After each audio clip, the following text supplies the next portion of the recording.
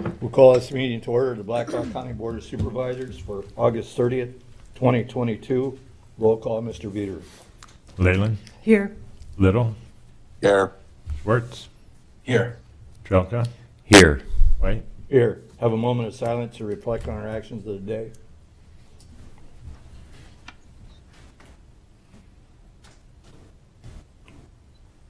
Please join me in the Pledge of Allegiance. Pledge allegiance to the flag of the United States of America and to the republic for which it stands, one nation, under God, indivisible, with liberty and justice for all. Next is agenda received as proposed or as amended. So moved. Second. Moved and seconded. Any discussion on any of the items? Hearing none, all in favor, aye. Aye. Aye. Opposed, motion carried. Public comments. Anyone here from the public that would like to make comments other than what's on the agenda? How about online? Hearing none. Mr. Perry, claims and payments, please. This week's expenditures total $353,412.98, of which Sheriff's Department makes up $33,469, Health Department $15,246, and Jail Commissary $63,662. Everything is normal. Motion to approve? Second. Moved and seconded. Any discussion? Hearing none. This resolution, please answer as your name is called. Leyland, Yes. Little, Yes. Schwartz, Yes. Trelka, Yes. White. Yes, resolution adopted. Next is a presentation by the Urban County Coalition. Gary Grant, Larry Murphy, and Megan Miloway. Good morning. Good morning. Thank you for having us, and I want to acknowledge that Megan Malloy is zooming in, so I think right up front, want to thank Blackhawk County Supervisors for being part of the Urban County Coalition.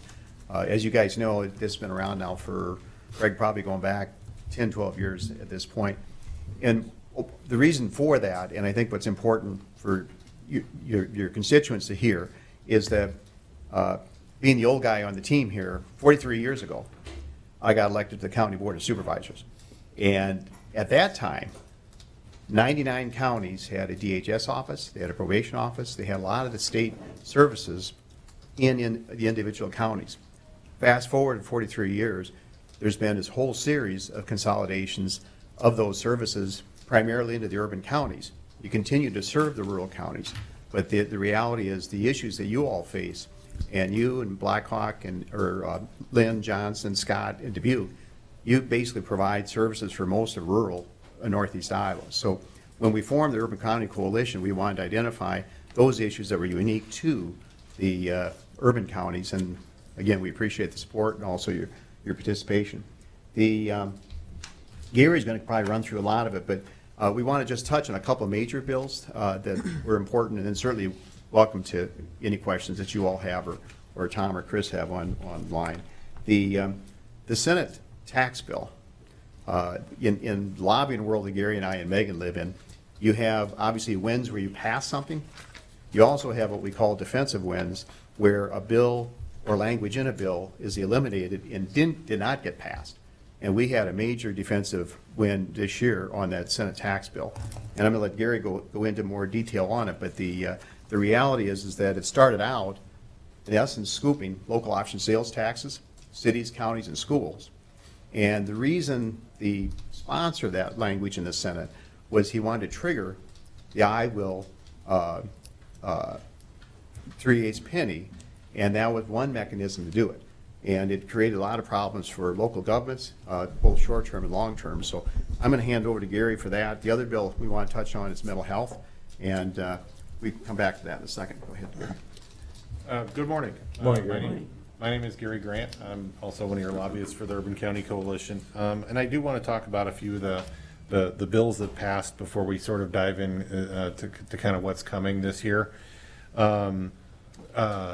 The state, as you know, that this last year was the year that the mental health levy was phased out. So the state is now sort of completely responsible for the budgets of the mental health regions.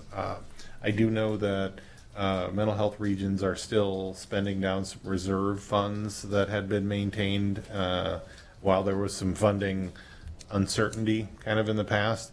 And I think that's, from what I understand, that's going well kind of across the state.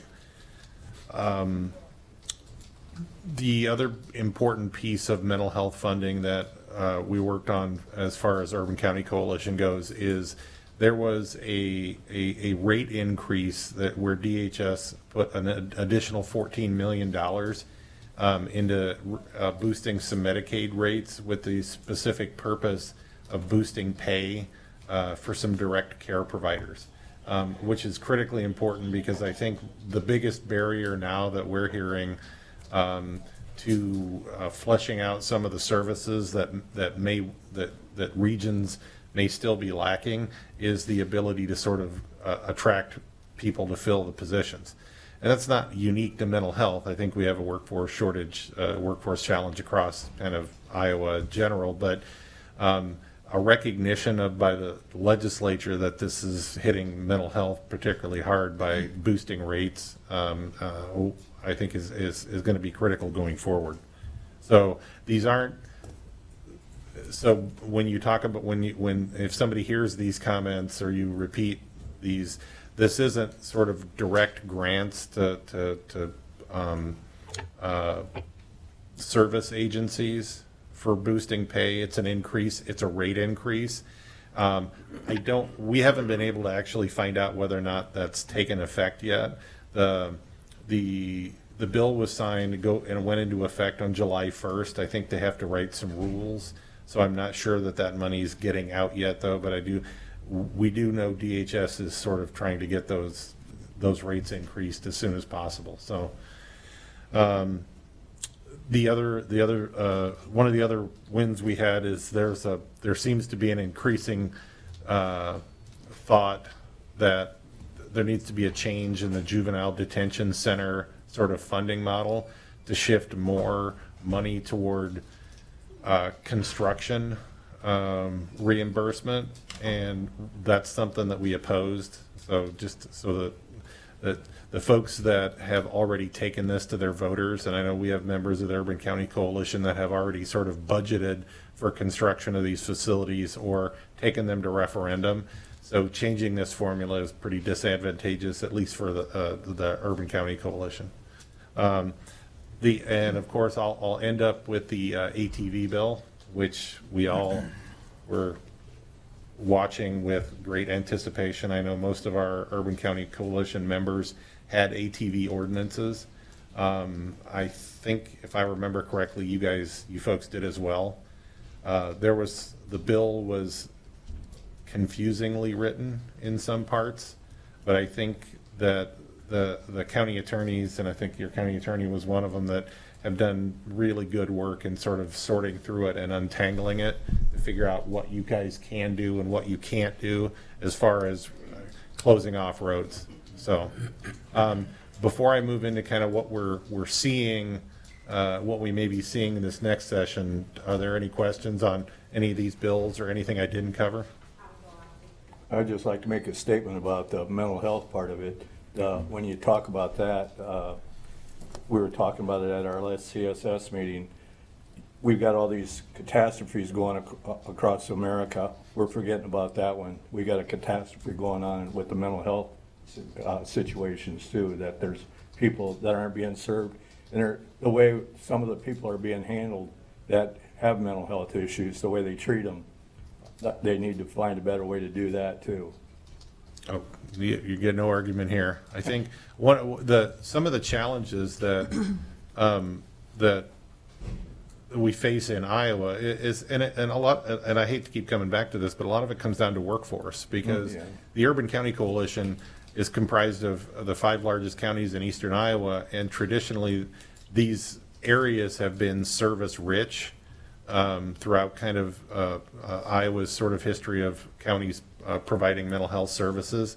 So the idea of mental health regionalization was to extend services so you wouldn't have to move to Waterloo or Cedar Falls to get the services you needed if you lived in one of the surrounding counties.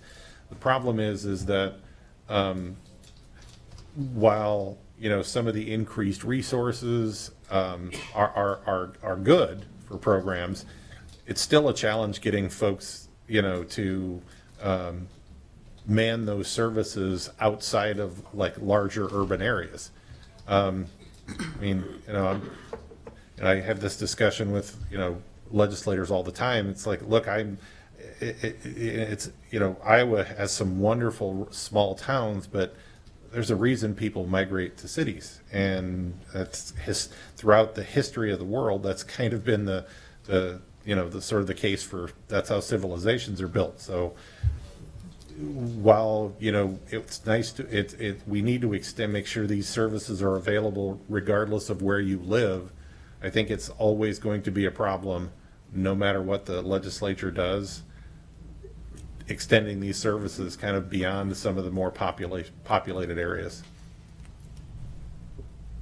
All right, let me talk about what I think we're going to see next year. We're starting to talk to legislators, and we encourage you folks to talk to your legislators as well as you see them at kind of, political events and party functions and things like that.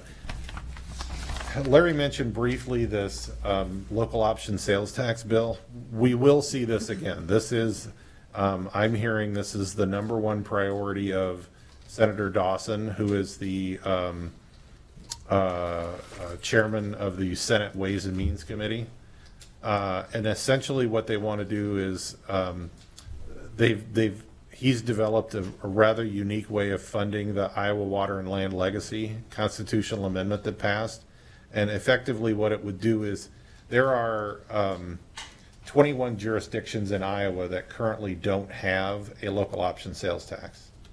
So Senator Dawson proposes to in those 21 jurisdictions, raise the sales tax, effectively impose a local option sales tax, scoop all of this money together into a statewide pool that would trigger the 3/8 constitutional amendment for the Iowa Water and Land Legacy, fund the Iowa Water and Land Legacy out of that, creating a shortfall in that fund, backfill that that shortfall, and then distribute those funds to the jurisdictions that collected them.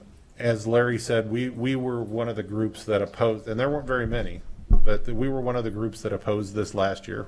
We understand you guys, thank you very much for passing your resolution. Senator Dawson is talking to groups, conservation groups, who really like kind of the prospect of getting iWill's funding this summer. We suspect that this bill will be attached to something else that will make it more difficult to vote against it. And if I were a betting man, I would bet that this bill would be attached to some sort of property tax relief or reform, because property taxes are high on the minds of most legislators now. They've effectively dealt with personal and business taxes, income taxes, and I think their attention is going to be fully focused on property taxes. We don't know what that's going to look like yet, because I don't think they do. But if I had to guess, when legislators talk about property taxes, they usually talk about the 35% that actually goes to cities and counties as being the big problem.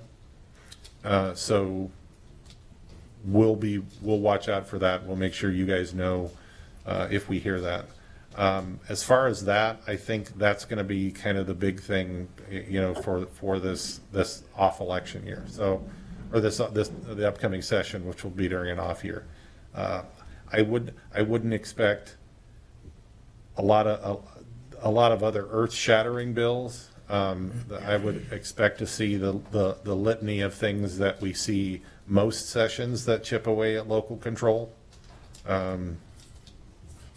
Just as a heads up, that's one of the reasons why we exist. One of the reasons why you guys, engage us to go up to Des Moines to talk about, some of the local control things, because, I'm being a little facetious here, but it's almost as if we have folks up there sometimes who don't really understand that you all are elected officials as well. You have constituencies that you're responsible to, and if you make decisions that are ill-conceived or unpopular, you all have to answer for those decisions. And it's not the legislature's responsibility to punish you for things that they think are ill-conceived or not well thought out. So with that, I'm happy to take any questions you have, about what we might see coming up or anything that we've talked about. Questions, anyone? Mike or Mike? Tom, any questions? Chris, any Oh, I'm questions? fine, Greg. No questions. Thank you. Good job. Thank you, gentlemen. Thank you all very much. And if you think of anything, don't hesitate to call Larry, Megan, or myself. We're happy to chat whenever you guys have questions. Thank you for the work you guys have done. Thanks, sir. Thank you. Next is receive project updates from department heads and elected officials. Morning, Kathy. Good morning, Board. Kathy Nicholas, County Engineer. Just a reminder that the ribbon cutting ceremony for Grundy Road will be next week, so a week from tomorrow, Wednesday, September 7th at 11 a.m. at the church there on Grundy Road in the parking lot. If it's pouring down rain, we've scheduled it for the next day on Thursday at 11 a.m. In other news, our Eagle Road project, resurfacing project is just about wrapping up. PCI is finishing the shoulder work this week and then the pavement markings. The bridge crew has moved on to Lincoln Road, which is in the southwest portion of the county. That Lincoln Road is now closed for about a 3-mile portion. This is having some impact in that area of the county, in addition to the Highway 63 work that is going on, where the road, Highway 63, is closed from Traer to Hudson. We are receiving a few calls. You may be receiving some of those as well. We are hoping to improve the situation by putting some signing out there hopefully today, at both the north end and the south end of Lincoln Road to get people to move further to the west 1 mile instead of trying to take Lincoln Road that is closed for our bridge replacement project. Can I answer any questions at this time? Thank you. Thank you, Kathy. Tony? Morning. Morning.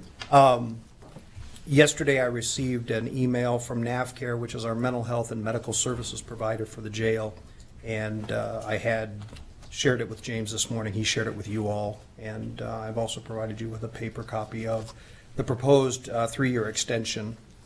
As you read through that proposal, you'll note that they have recommended some changes to their staffing levels. We have no longer got a staff supervisor there, or just have recently hired a new staff supervisor there, and have had a lot of engagement with Birmingham, the headquarters of NAVCare. And I think that because of that engagement and that involvement from their corporate offices, they've seen some need for some alterations to their staffing model. So that is reflected in this 3-year extension proposal. This proposal begins October 1st and is a 3-year extension. You'll, with some very quick math, find that even though it extends the cost of living allowance for the coming 9 months to 8.68% plus the staffing changes, in reality, what this is demonstrating is about a 37.6% increase in the contract, and we budgeted 2%. So I am going to take this back to NAVCare and tell them this is unacceptable.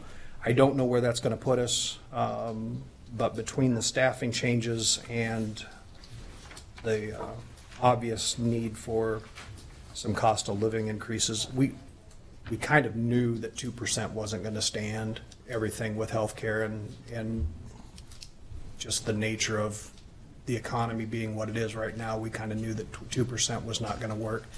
But again, in honor of the finance directors last week, we might as well send him out with a bang and make it difficult on him.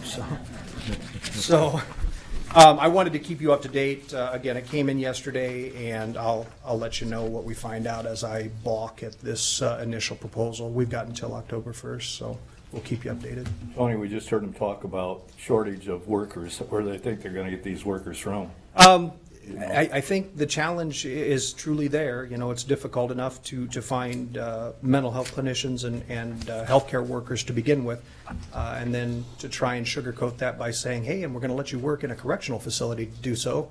That's not always a gravy job either. So their challenges are true, and that's part of the problem here too, is they have to certainly make those jobs enticing with pay and benefits and things of that nature to make it worth their while to be in that correctional facility to work. So none of that's lost on me, but again, we've got to try and find the best deal for our citizens as well. So 37% is not, I think that's probably a starting point to see what they can get. So, Yeah. so we'll take it from there. Thank you. Amanda? Good morning. Amanda Fesmeyer, Human Resources Director. Just wanted to remind everyone that our invitation for the employee cookout on September 18th, that ends tomorrow. So we're really pushing those out to staff and departments to complete those if they plan on attending, to just help prepare for the food preparations and everything. Also just want to thank all the staff that brought items for the bake sale. It was a huge success. Some of you received that email from Kayla that we raised over $750, so that's been great. And this is really looking forward to this exciting event for us. It's, I think Grant said, the first time in 15 years that we've had kind of a social outing for employees, and we've had a really challenging time these last few years, so we're hoping it's going to be a great event for everyone. So that's all I've got. Thank you, Amanda. Thanks. Any other department heads, elected officials? Yolando, are you online? Yep. You got any updates for us, Yolando? Nothing to add this week, unfortunately. Thank you. Hey, Moving. Supervisor White, Yes, sir. we were planning on giving an ARP committee update as James is on his way out. Would this be a good time to do it? An update, sure. As good as any? All right. I'll let James comment when I'm done here, but since the last board update, the ARP committee has met on the 19th, again yesterday. They've blessed me with the chairmanship of the committee. In addition, there have been meetings involving Mr. Perry and our ARP consultants at Baker Tilly, Conservation Department, the Sheriff's Office, Shive Hattery Engineering, and others. Grant Veeder, who also serves on the committee, has reached out and obtained information through the National Association of Counties, as I know you're all aware, as to alternative potential uses of ARPA funds. One of the repeat topics is that several of the capital projects initially anticipated have, with the final rule from Treasury, a higher than anticipated burden of proof. So that's a greater than anticipated risk if we move forward with those. We have, we are preparing justifications for those, but the risk is greater that they will be deemed ineligible as an expense category use under ARPA. As a result, after additional evaluations are completed and following additional research, the committee will be asking the board for its preference moving forward as to ideas as to how to use the remaining funds. I think we've currently committed about $11.5 million in funds, and that includes some of our lost revenue funds as well. Some ideas that were just bandied about at yesterday's meeting include we stay the course with the projects that are deemed higher risk, put our best foot forward and hope they qualify as much as possible. Another idea is to focus on community organizations that serve disadvantaged populations. That would be more of an urban thing if we did that. We need to figure out what those organizations are, but you may recall from some of Mr. Veeder's communication, Montgomery County, Maryland has identified a number of such organizations there. While those organizations aren't the same ones we would have, they kind of give us a sort of a roadmap as to the type of organizations we could look for depending on problems identified, if that's the direction the board would want to go. Another idea is to focus on water quality items. Many of those are deemed fairly low risk in terms of qualification, and there are a number of items or areas in the county where water quality improvements could be made. At least that's my general understanding. The committee has also been monitoring the justification for the sheriff's evidence intake facility. Shive Hattery will be analyzing and comparing that proposed project with two alternatives, and looking at the existing circumstances as one of those alternatives. Currently, a site visit is being scheduled for that. In addition to that, concerning the Cedar Valley Nature Trail, plan has not changed. The risk has perhaps been magnified just a little on that because the plan or the hope had been, since this was using Destination Iowa grant funds, and those funds were ARPA funds, the hope had been that we would piggyback on whatever the state's, whatever their justification for ARPA was for an expense category. But what we've discovered is that the state's actually using lost revenue funds to fund the Destination Iowa grant. That doesn't change our plan exactly. I guess it does a little bit, but it closes an avenue to try to say, hey, the state's doing it this way for this reason, and that's all we're doing as well. So we can't do that. I've touched base with Al concerning some unanticipated cost increases in equipment as part of IT proposals. However, that does not materially change any of the justification for those anticipated projects, and they still fall below the formal procurement threshold under federal procurement. The next ARPA committee meeting is going to be Friday, September the 9th, 9 a.m. We welcome board attendance. We anticipate receiving some additional evaluations that we're currently waiting on from our consultants, and hopefully we will be able to look at some of those at that time. Finally, individually and on behalf of the committee, I want to thank James Perry for his leadership and hard work, both on the committee and for the county working at large. We're going to miss you, James. So, Any questions? Well, I don't have questions at this point, but just comments. It's interesting how this whole, how it's evolved and changed. I mean, there are many things we wanted to accomplish we're not going to be able to accomplish. But my opinion is to engage in the low-risk projects, water quality improvement being one of them, because I think if we're doing a disservice to our citizens if we don't utilize every single penny that's been allocated for our area. And we've had requests from communities for just such projects, and I think we need to revisit them and entertain funding these projects. Because like I said, if we send 1 red cent back, we've done it borders on negligence on our part as elected officials. Because if we don't use it, it'll get used elsewhere. Yeah. Yeah, concur with that. just to echo off of that, I definitely want to see us engage in some of the water quality projects, both the ones that have been brought forward to us, but also some watershed quality stuff as well. But then I think we should open up and solicit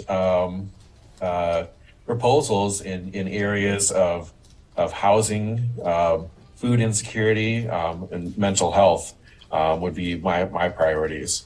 And there's great need in this community, so I look at this as just not necessarily a hurdle, but just an opportunity to do some real good in the community. I would, I guess, agree with both of your sentiments as far as I think we need to do everything we can to make certain we take advantage of every penny for the citizens of Black Hawk County.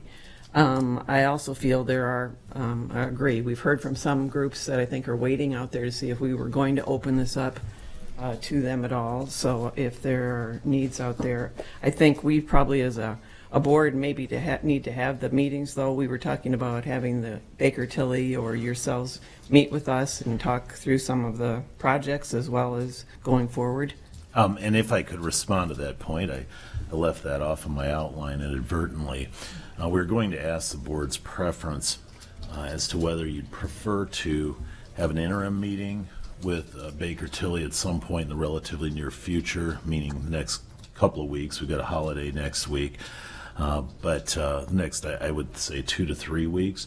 Or would you prefer until we wait until the county's kind of determined its priorities? We've run all of the proposed uses of our funds through them. Could go one of two routes, but that second way would be much later. I thought they said like in 15 to 30 days or something like that, they'd have the information completed. And I think that we're looking at that time frame right now for the justification for the sheriff's evidence intake facility. We should be fairly complete as far as our the questionnaires that have been submitted to them. I know there was some follow-up. We are waiting to hear back on evaluations, so I can follow up again with them. But I think, James, do you know how many that are still sitting out, ballpark figure? Really 2 to 4 are out. The big ones are the Cedar Valley Nature Trail and the Evidence Intake Building. Yeah. Now, coincidentally, those are our biggest projects, so therefore they're going to be a little bit more scrutinous on it. The Evidence Intake Building, really at no fault of our own. Baker Tilly is working with Shive Hattery. Shive Hattery has to provide their own written justification as well. So we're unfortunately a little bit not only on our time, Baker Tilly's time, and Shive Hattery's time. So there has been a little bit of delay in that, but we are getting proposals or we're going to get that written justification as fast as we can. And once that's completed, Baker Tilly has let us know that they have what they feel has deemed eligible. They're just waiting on written justification. So again, once we get that back, I don't see any issues moving that forward as fast as possible. But the Cedar Valley Nature Trail and the Evidence Intake Building has by far been the biggest time consumers for the questionnaires. So. I guess that brings me to another question. I guess the meeting that we would have with Baker Tilly, or our update on where we are with our projects. I think even Tom had sent an email about that as well. Will that be with you? Should we have that meeting, or kind of like a work session with the committee updating us on that prior to meeting with Baker Tilly, or do we just have Baker Tilly come in and update us on that information? My thought, and it could be either way to answer your question, but my thought was that the committee would have updated you from the committee's perspective before that, and to streamline things in that meeting as much as possible. That would be an interaction primarily between the board and Baker Tilly. So will we be ready to interact with the board, like at the next board meeting or something, to update us on the projects that we've had so far? And I think doing it next week would be perhaps a bit unrealistic. We aren't going to have another committee meeting until Friday of next week, and that was in part because of the scheduling around the holiday and then the board meeting following. We met on Monday this week. That was kind of nice right before the board meeting, but it was determined that Friday would be a good date for next week. So I'm thinking it would at least be the week after, if not 2 weeks after next week's meeting. Yeah. Do I correctly infer that the board would like to see this meeting with Baker Tilly sooner rather than later? Well, I would think so, but I would think it might be helpful to know going in, like some of the information that you'd share with the board, I guess, of the decisions that were made of why or why not on some of these projects, so that if we had questions then for Baker Tilly or something, then that would follow. But that's just my opinion. And I think that makes sense. And it's not and I don't want to split hairs, but it's not exactly a why or why not, or a decision to or not to do. That's up to the board. What we're trying to do is analyze risk here. Yeah, but that's important for the board to know, so exactly. that when we want to make those decisions, we weigh that. Yep, risk. and I agree, that information should be in front of you beforehand, and should be in front of you, frankly, at least, a couple of days so you have a chance to digest it beforehand. I agree. The other option too is when we start looking at our single audit for FY23, the current fiscal year that we're in, Clifton Larson Allen is going to be analyzing our grant dollars and our American Rescue Plan dollars. And so when we start getting into, let's say a very risky project and we don't know how that's going to be analyzed, I would suggest that we bring Clifton Larson Allen or at least show them the evaluation and get a second opinion. They're going to be the ones who are going to be analyzing our single audit anyway. So that's going to be just an extra step that this board would have if they just want further verification. But there are projects in there that are very low risk, very low burden proof, and then the bigger ones are going to be a little bit more cumbersome. So that's something that I would recommend is bringing that to our auditors who are going to be looking at it, and they should be able to digest that evaluation pretty easily. So. But the dollar amount that's at risk, I guess, is going to be important, because whether we look at lost revenue or whether we look at not doing projects or however we want to weigh that, but It would. So we'll have $10 million of lost revenue just being essentially shifted from the ARP fund into the general fund, and so we can use that as a little bit of a buffer if that's what the board chooses to do. Otherwise, yeah, like I said, once we get that those projects that are a little bit more risky, I suppose, then we can get essentially our auditors involved, and as they're going to be the ones looking at it anyway. So and then we can play that by ear and wait until we hear from them. So.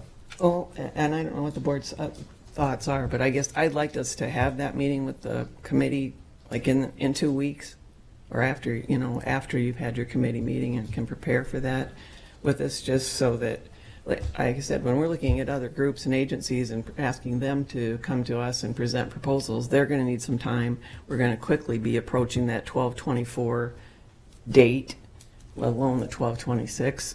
If those are the routes we want to go, I think that's going to take decisions from the board. Yeah, I would agree. Having them come in the next couple of weeks would be good. Okay.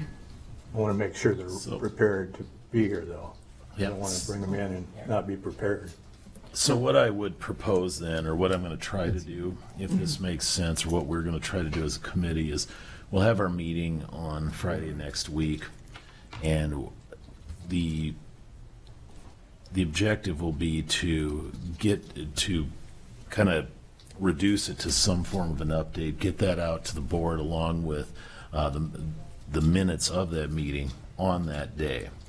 And then we'll have the weekend, the Monday after, and see if Baker Tilly can't meet that following Tuesday. Oh, I'm looking at just the committee. Okay, just I the was looking at committee. Baker Tilly the following. All so right, Craig, all when right. you're talking about having time for it, That would be too early, I think. That's what I was wondering. But not Baker Tilly that week.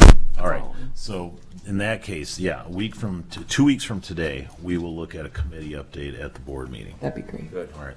Thank you. The last thing I'll say too is, Baker Tilly is eager to get back in front of you. They do want to have the discussions. There were a lot of things that did change from the interim role to the final role that not only, it continues to be unwinding. So they do want to get back in front of you. But yeah, I would suggest having the evaluations back from the evidence intake building and the Cedar Valley Nature Trail. And so you're able to look at those, to kind of digest it, and then ask any questions of them.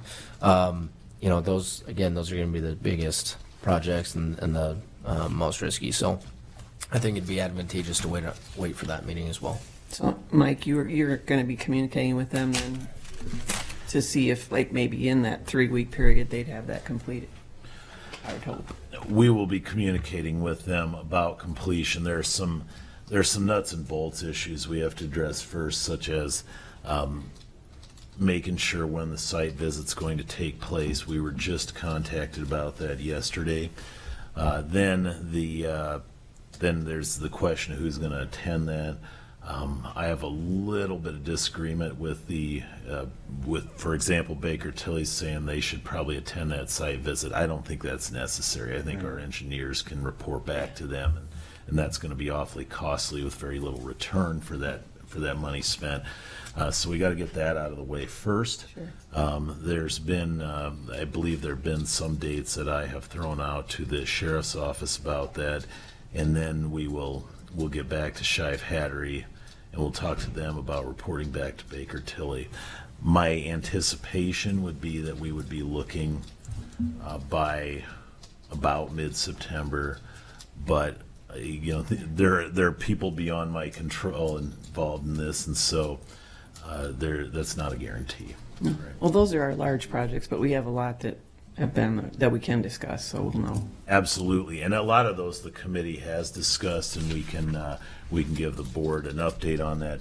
There was some question on the committee at the meeting back on the 19th as to, since a lot of those projects had already been approved by the board, and since we've now got our justifications for them, there was a question as to how much of an update the board wanted from the committee. Clearly, you want to hear that from the committee before hearing that from Baker Tilly, and so we'll plan on doing that 2 weeks from today. Thank you, Michael. Thank you. All right. Anything else? Any other questions?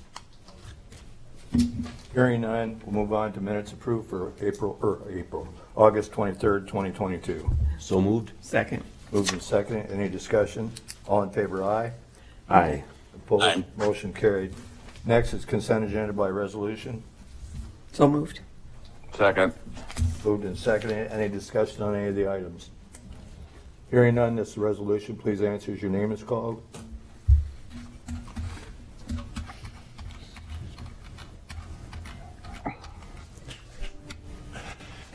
Little, Yes. Schwartz, Yes. Trelka, Yes. Leyland, Yes. White. Yes, resolution adopted. Next is contracts and agreements. This resolution is DOT initiated detour of primary highways onto local roads agreement between the Iowa Department of Transportation and Blackhawk County during the period April 15, 2023 to November 15, 2023. Detour Iowa 281 on East Cedar Wapsie Road, C57 to Buchanan County line, be approved as recommended by Catherine Nicholas, County Engineer. So moved. Second. Moved and seconded. Kathy? Yeah, as mandated in the Code of Iowa, when the DOT is using a county road as a detour, they have to reimburse us. There's a formula in the code based on traffic volumes and gas tax rates. We don't know what that is until, of course, they are completed with the work so that they know what the duration is. So I would recommend that you agree to this and we move ahead and they can close the road and do their work next year. Thank you, Kathy. Thank you. Any questions for Kathy? Hearing none, this resolution, please answer as your name is called. Schwartz, Yes. Trelka, Yes. Leyland, Yes. Little, Yes. White. Yes, resolution adopted. Next is other business. This is a resolution at the minor plat, a survey submitted by Scott Terhune to minor plat 11.74 acres located west of 5624 Streeter Road in order to construct one new single-family home. The property in question is located at approximately 1/4 mile south of the Streeter Road and west Mount Vernon Road intersection, and is, if approved, that the county auditor be directed to certify a copy of this resolution for the Blackhawk County Recorder. So moved. Second. Moved and seconded. All right. Yep, it was moved by Brundret and seconded by AG to approve the request by Scott Terhune to plat 11.74 acres in order to construct a new single-family home at west of 5624 Streeter Road. The request was unanimously approved. The 11.74 acres to be platted is located at west of 5624 Streeter Road, which is approximately 1/4 mile south of the Streeter Road and west Mount Vernon Road intersection. The one parcel containing the 11.74 acres for the proposed plat area had 2.95 acres that was rezoned from A Agricultural District to AR Agricultural Residential District, with the Planning and Zoning Commission recommending approval at their meeting on June 21st. The Board of Supervisors approved the rezone request at the regular meeting on July 19th, 2022. Surrounding area consists of agricultural lands with some rural homes in a zoned agricultural district to the north, south, east, and west. The area to be platted is designated as agricultural in the future land use map, a component of the Blackhawk County Comprehensive Land Use Plan. The surrounding area is designated as agricultural to the northeast and west. Line of the south is designated as agricultural and parks and open space. None of the area to be platted is located in a special flood hazard area. The applicant is requesting to plat 11.64 acres in order to construct a new single-family home. The parcel is large enough to accommodate one home that will meet the size requirements for the AR Agricultural Residential District. The area to be platted is currently in farm production. Surrounding area consists of trees which will not be impacted by this project. The area to be platted is designated as Zone B within the Blackhawk County at Waterloo Airport land height overlay review area. The maximum height allowed for a single-family home is 35 feet, and the elevation of the site is 870. The total height and elevation for the site is 905 feet, which is 605 feet less than the allowable height of 1,510. Therefore, all conditions are met. The Planning and Zoning Commission unanimously approved the minor plat request at the regular meeting on August 16, 2022. The Technical Review Committee did not have any concerns regarding this request. Thank you, Seth. Any questions? Any concerns? Is Mr. Terhune here? I thought that was you. Anything you want to add to that? No. You're good? Okay. Pretty straightforward. Hearing none, this resolution, please answer as your name is called. Trelka, Yes. Leyland, Yes. Little, Yes. Schwartz, Yes. White. White, Yes. thank you. Thank you. Moving on to any reports or information from the board. I've got a couple things here. The vigil for the Vietnam veterans is September 9th to the 11th, and we still need volunteers for 3-hour shifts.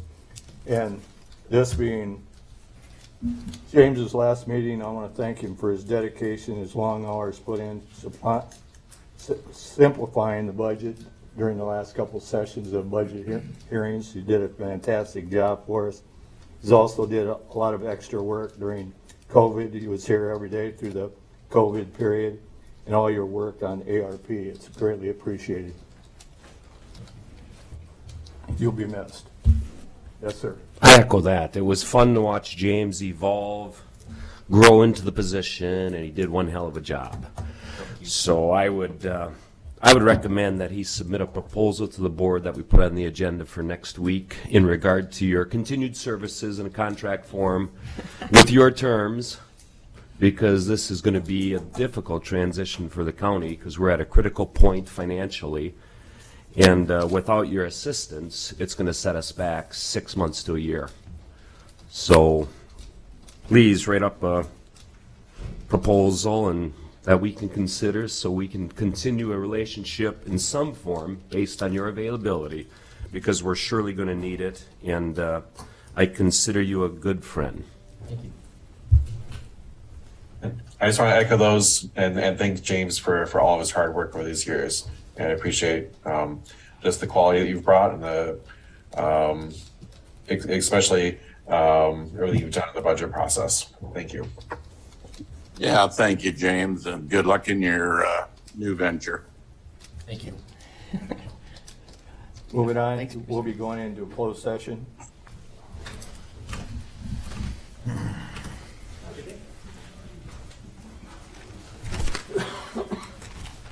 Thank you, gentlemen. Thanks very much. It's a motion to adjourn the Board of Supervisors meeting from closed session. So moved. Second. All in favor, aye. Aye. Aye. Opposed, motion carried. This resolution to approve the proposed settlement of Chad Bowens Civil Service Commission Employment Appeal. Gulp. So moved. Second. Moving to second. Any further discussion? This resolution, please answer as your name is called. Leyland, Yes. Little, No. Schwartz, Yes. Trelka, Yes. White. Yes, resolution adopted. Anything else to come before us? Hearing none. Motion to adjourn? Second. All in favor, aye. Aye. We are adjourned. Thank you.